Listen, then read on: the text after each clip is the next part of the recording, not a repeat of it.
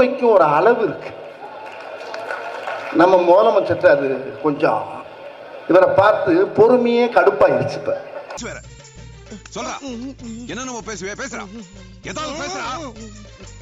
எவ்வளவு இவ்வளவு பொறுமையாவா இருக்கிறது ஒரு மனுஷன்?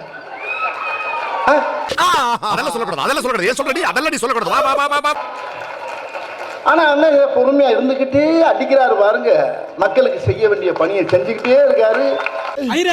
அந்த ஆளு சொல்றது உண்மையா? போயிட்டே இருக்கு. வா வா வா வா வா, நீ என்ன வேணாலும் பேசு, என்ன வேணாலும் செய், என்ன வேணாலும் சொல்லு. கெட்ட வார்த்தை கூட வரும் சில நேரத்தில். வா ராஜா, வா ராஜா, வா, என்ன வேணாலும் யார் என்ன வேணாலும் பேசு.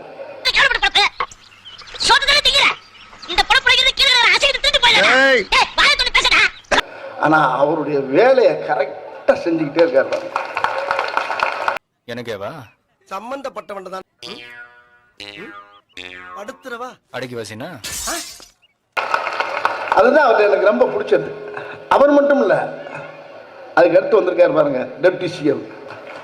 இந்த உலகத்திலேயே ஒன்ன மாதிரி அயோக்கிய பைய கிடையாது உதயநிதி சார். அவர் மேல பேசுற செருப்பு கொண்டு அடிப்பா, அதுவும் பிஞ்ச செருப்புல அடி. தேவை எனக்கு இதெல்லாம். மக்கள் பணி என்னது ஒரு பேச்சுக்கு சொன்னா உடனே நல்ல செருப்பா பிச்சிராங்க. அதை விடுங்க, வேலை நிறைய இருக்கு, வேலை நிறைய இருக்கு. என்ன வேலை?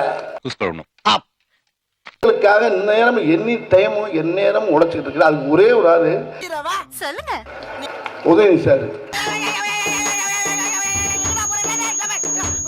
இப்ப எத்தனையோ உள்ள பாத்தீங்கன்னா எத்தனையோ தொண்டர்கள் இருக்கீங்க, எவ்வளவு இருக்கீங்க, எவ்வளவு அமைச்சர் இருக்கீங்க, எவ்வளவு.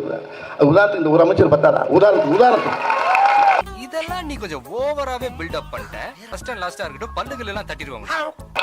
சிறப்பான மனுஷன் எல்லாமே இருக்காங்க. ஒரே ஒரு அமைச்சர் உதாரணம் சொன்னேன். இந்த ஒரு மனுஷன் பண்ற அக்கறை பாருங்க. நீங்க எங்களுக்கு செஞ்ச துரோகத்தை நாங்க மன்னிச்சிட்டோம். நாங்க மன்னிச்சா நீ